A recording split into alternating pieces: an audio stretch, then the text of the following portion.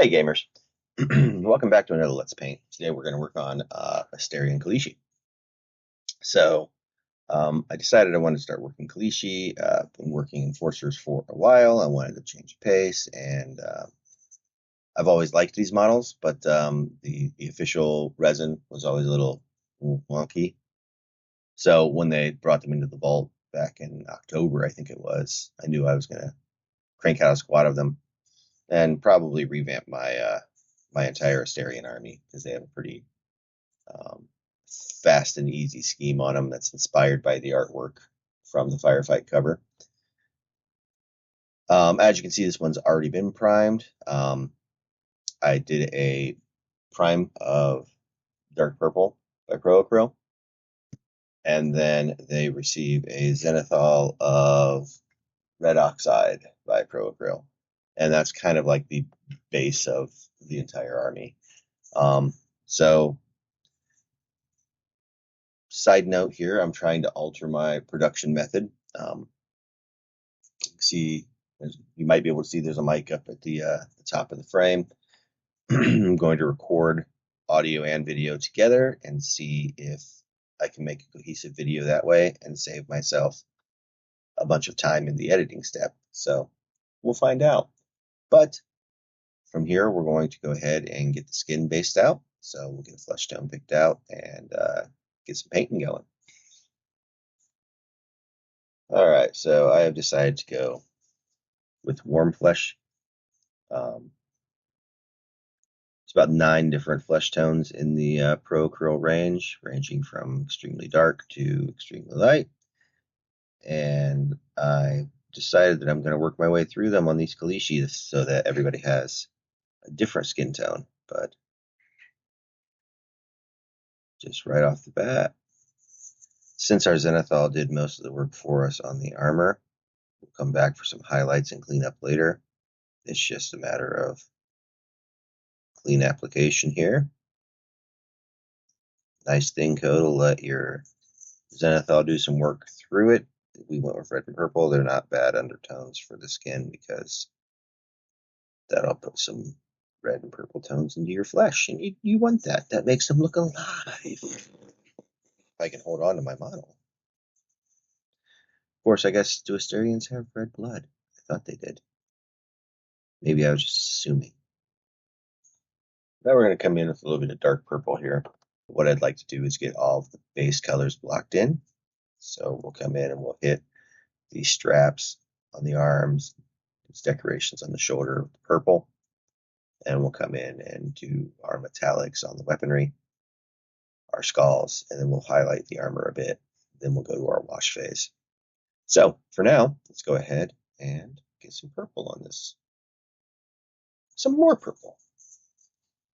The Zenithal really ends up paying off on the armor especially, but if we keep our paints thin, we get a little bit of that work all through the model. Plus, it just saves so much time to not have to paint all the armor. We will come in and do some edge highlights when we are done with everything else. So if you have a slip up, it's not the end of the world. We'll just clean it up later. These straps, I tend to work with a little thicker paint. I don't want it to run off on me, especially since I'm so close to that skin we just did, and we're so close to that boot that we want to kind of keep the work that's already done. So this paint is not being diluted. It's straight from the pot. So there are a couple of little details in these shoulders with the skulls and stuff. I have picked out the feathers in different colors on previous ones. I have just picked out the feathers with the highlight. At scale and detail, I just don't know that they add a lot, so I've just kind of taken to painting it like a piece of purple skin or fabric or something stretched over this shoulder pauldron. And I think it looks pretty solid. There we go. We're purpled up. On to the next step. For my metallics, I'm going to use magnesium bipyroacryl. Hard to describe. I guess it probably looks like magnesium, but just like it's still got the shine, but it's not obnoxiously shiny. It's kind of dark. I don't do a lot of metallics, but with my Asterians, I really like this color with the red and the purple. Just makes for a quick and easy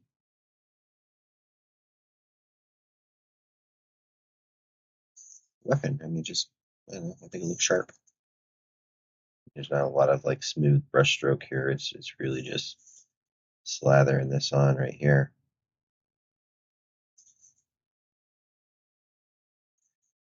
And you got the basics there. I'll get the rest of this finished up and we'll come back for the next part. We're going to go up and do a little bit of Procryl bone. And we'll use this appropriately for all the bone bits. So she's got the bone necklace here. And then bunch of tiny skulls. Like I don't know if these Kalyshi went on a baby killing spree or what, but all of them have tiny skulls on their shoulders.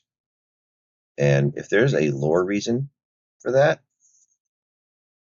I would love to know because they really look how tiny that skull is. Look at it. Kalyshi's like, this is the first baby I ever killed. Um, we're just gonna speed right into some touch-ups here too, because there's a couple of feathers back here on the quiver that we want to get.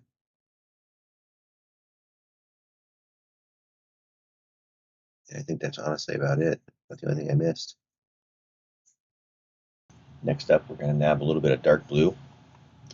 With my Kalyshi, I've said this before when I was working on the epic ones, I like to go with a little bit crazier hair color. I believe there's art in the book that they tend to be blue in. I think the box art is painted in purple.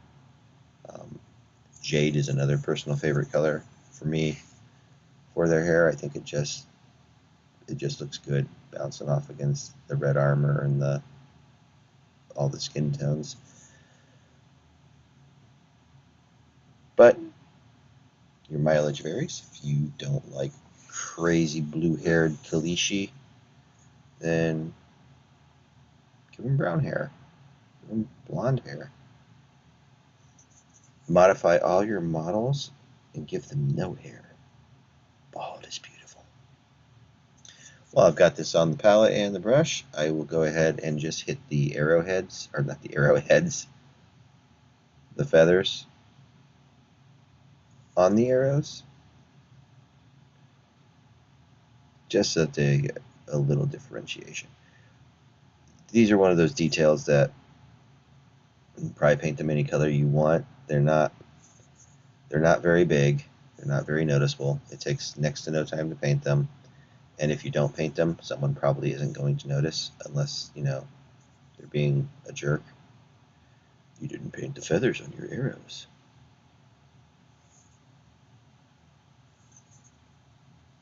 Going right along, I'm going to take a little bit of my dark purple and just mix in some of my flesh tone to give myself a nice highlight here. Now I hit this twice already, adding a little more flesh in. I did some of this off camera. Don't be afraid to go a little bold with the highlight because we're going to apply a wash later. So in doing so, we'll really bring it back down and blend it all in together. So we just want to make sure we're highlighting some of the edges here. Next up, we're going to do the hair.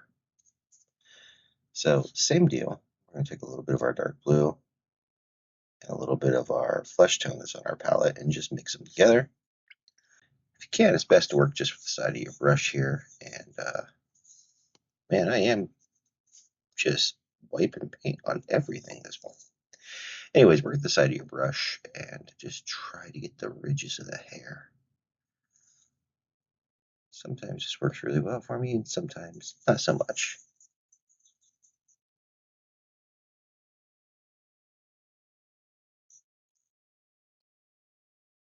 Now, this may not be a requirement for you. Not everybody uses scenic bases. Some people just apply texture paste or whatever, but I have pretty standard base operation. All of my guys are fighting in a destroyed city because wargaming. But I really like these Traxula. I can never pronounce the name right there on my miniature factory. These are all 3D printed resin bases. I really like them because at the end of the day, you can't see it because of the poster tack, but there's a magnet hole built into the base. So when you print it, it's ready to accept your magnet, and then my guys go right onto a magnetic tray for transport for events, tournaments, all that fun stuff. I have a storage system, a drawer storage system where they just go in there. So when they need to pop out and travel, they go on a tray and in the box, and off we go. So the reason I do the order that I do here, I want to be able to bring the then drab earth that we'll use for the dirt up on the girder and the stone around the feet. Speaking of drab brown, and then once this is all applied, we would hit it with a brown wash, give it a nice earthy tone.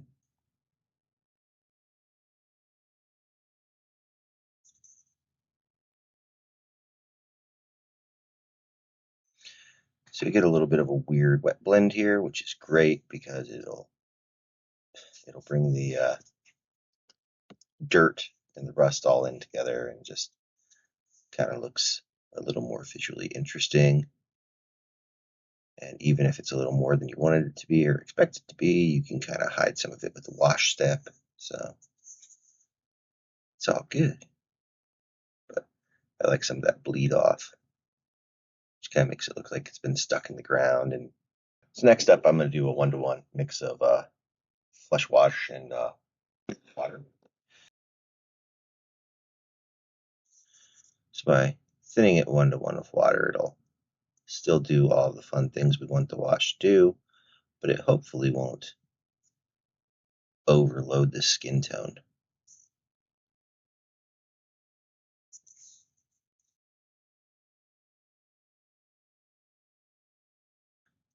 I also will hit the skulls with this as well.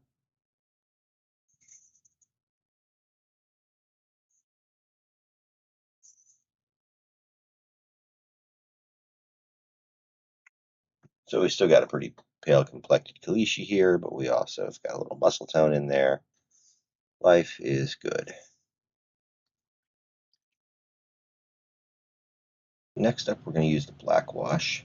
Now this I'm going to mix 2-to-1. I want to thin this out a little bit more, and this is going to cover everything else on the model, except the base. We'll do the base with a brown wash. Because we've thinned this 2-to-1, it may try to be a little runnier on you, and that's fine. Just keep control of it. Don't overload your brush.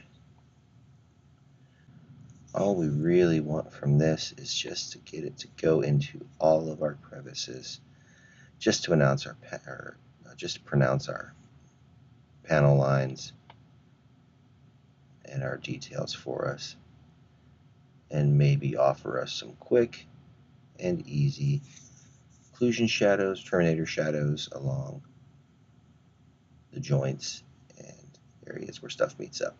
So as I'm getting the wash on here, I noted that she's got a bracelet, an anklet around her right ankle here.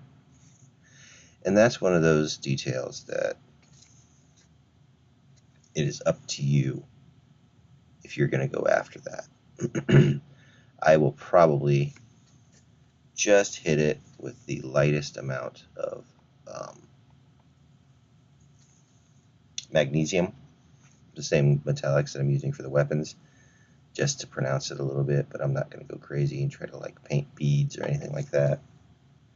So even as we're getting the wash in here, you can still see that there's some overages on paints and some spillage, and that's all going to get cleaned up in our final highlight stage. So everything that we've gotten washed up now, we're going to go back and do some red highlights on the armor to bring it out, especially along our edges here, like on our knees and our chest. But instead of talking about it now, I'll just show you when we do it. So we're going to come back in here now and attack just some of these high points with a new highlight of flesh tone. This is going to look really bright, but this is very thin. So this was on my palette from when I was painting yesterday. So that is thinned out immensely. If you haven't left your paint set for a day on your wet palette, you'll want to do a very thin flesh tone highlight here. We're just looking to get anything that's raised up. We don't want to go crazy on this. Because it's Kalyshi, we will come in here and do some more paint later. So you can kind of get away with not being crazy in your highlights. But I do like just to get the basics here. So a little bit of highlight on the face here. Brow, nose, cheekbones, tops of the ears. Especially with the Asterians here, because you've got elf ears to paint. And if you highlight those big old honking ears on the side of their noggins, people will go, hey, those are elves. So you'll notice I've just got a quick little slashing motion I'm doing here just to try to put the highlight in and not be too stark about it.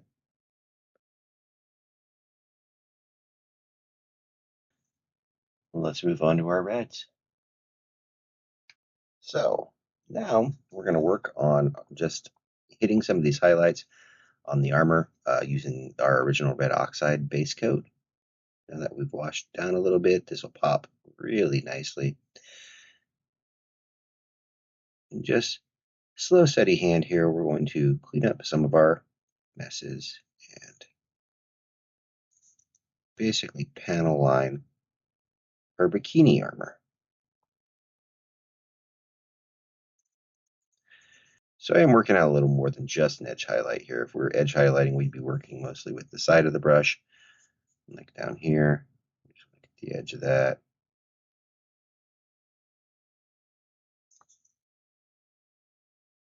Front of that.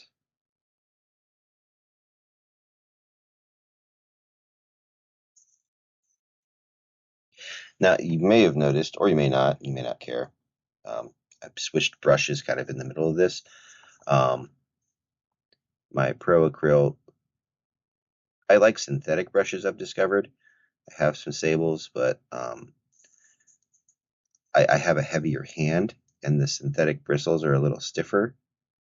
So it works better for me to use them, is my personal discovery here. But I ordered a set of Game Envy brushes because my Pro Acryl ones were getting a little beat up. I mean, I've plowed through a couple hundred models since Adepticon in March, and my brush has just been taking a beating. I've been cleaning them, but they were already pushing a year old, and all the epic stuff that I'd painted through. So it's just decided that I was going to order a replacement set of the Pro Acryl synthetics, but they were sold out. So seeking an alternative, Game Envy popped up in my search, and I use a Game Envy wet palette. I love it. I have a lucent lamp that's lighting the table now, so I've had really good experiences with Game Envy products and like to support the company. So I thought, well, what the heck? These were relatively inexpensive.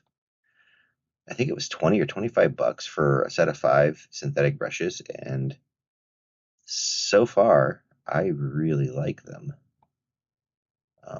Just started working with them, but the initial impression has been nice. They have a pretty stiff bristle, but it's got just enough give in it. Like I find with sables, they really bend easy, and like I said, I have a kind of a heavy hand, so having a little more resistance in my bristle lets me not smash the brush into the model so easily. Pretty happy with that.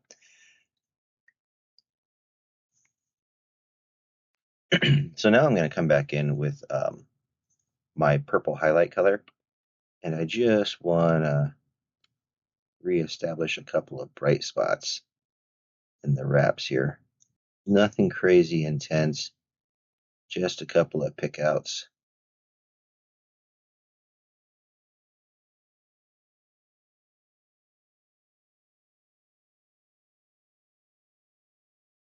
So there are several orbs slash gems across the Kalyshi weapons here. In order to do those, I use a base of dark blue, followed by a highlight of sky blue, and then a little spectral of bold white. So what I'm going to do is just start to finish knock one of these large ones out so you can see what it looks like, how I do it, and we'll move on. So you fill in your little ball here with the dark blue. This is our base color. You're going to let that dry up. So with our initial dark blue down, we got to be conscious of where our light's coming from. We're suggesting it's straight down here. So with that in mind, treating these as gems, since the light's coming down from the top, we're going to have our crescent of bright blue here at the bottom, because the light is going to pass through the gem and illuminate the bottom of it.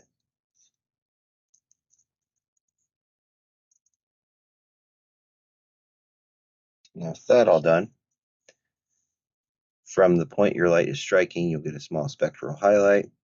So you just want a dot of white at the very top above where that light is coming down.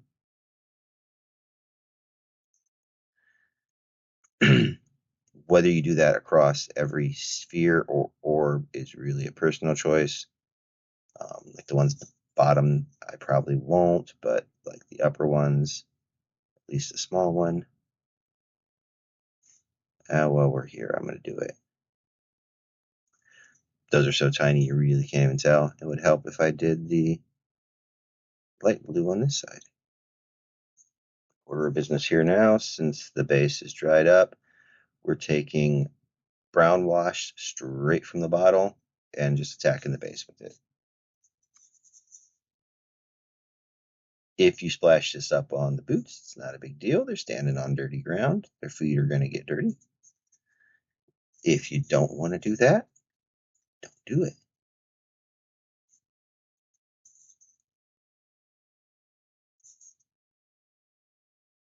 I tend to purposely stipple just a little on there, just so, makes it look like they've been trekking through the environment. And you can get as hardcore as you want if you want to go with some weathering compounds or pigments or whatever, just to really make that earth speak. Go for it. And we're going to let that dry up, and then we'll come back and start on some war paint. All right, so home stretch here. I'm going to use just blue paint, and we're going to put some war paint on this Kalyshi and wrap her up. So with the war paint, there's no like hard or fast way to do it. I kind of just go by the model and see where they've got some interesting open skin. So I like to do something on the face. And since we've got a buzzed head here, I'm just going to put a swoosh right there. Let's go crazy and just bring it down over the eye and the face. And then try to match it up on the other side.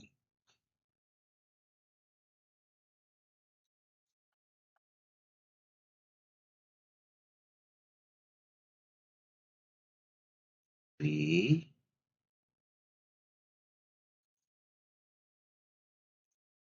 got it.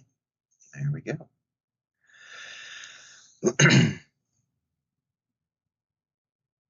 The war paint's kind of a neat and fun way to differentiate the models. That way you're not looking at the exact same model every time. But it is also like, what do you do, right? You can only make so many squiggles before you're just like, I'm just being silly. But let's make some squiggles. So I'm working with the Pro Acrylic Blue pretty much straight out of the bottle here on a size 1 brush. Oh, Jesus. I just wrote 6-7. What a fucking idiot. Like, I didn't intentionally do it, but that's what it looks like, and that's all I can see now. My kids from a year ago or two are laughing hysterically.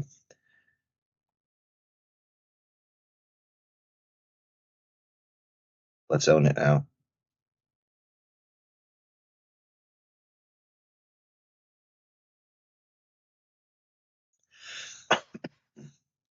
Since she's got a nice open stance, let's just do something on the chest here.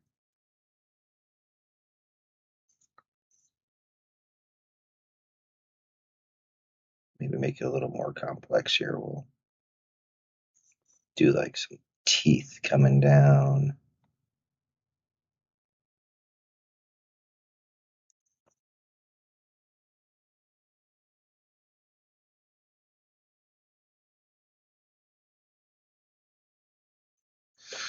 Maybe we'll do some alternating teeth coming up.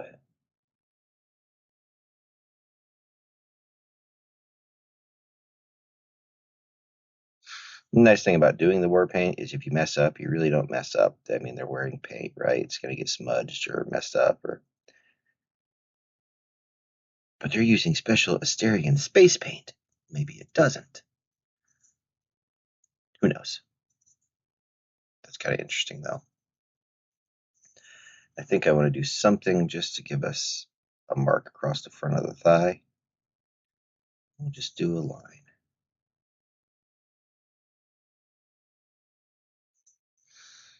All right. You've joined me this far in this adventure, and here we are at the end, to the most critical of critical spots. We're going to apply our black base rim. So, obviously, this will go through some edits and some cuts and get sped up or shortened. But what do you think? Is this format of just kind of freeballing the dialogue? Is it too chaotic? Is there still value in this content? Drop me a comment. Let me know what you think. Otherwise, here is a finished Kalyshi. And we'll go take some glamour shots of her with the rest of the unit that I've got painted so far, so you can kind of see how they look together. Hey, thanks for watching.